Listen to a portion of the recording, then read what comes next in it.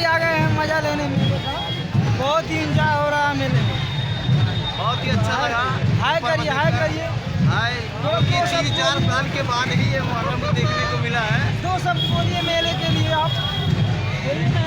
मेला तो वाकई में 4 साल के बाद ही अच्छा लगा हमको। देखिए हमारे विनोद भैया जी, देखिए हमारे विनोद भैया मेला देख रहे हैं, बहुत ही अच्छा लग रहा है।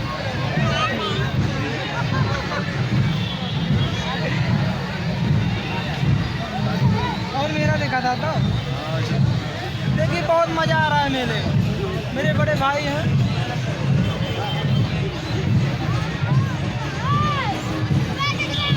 विशाल तो मुस्कियात ना है यार। मनु आई वाला माल चाट चाउमीन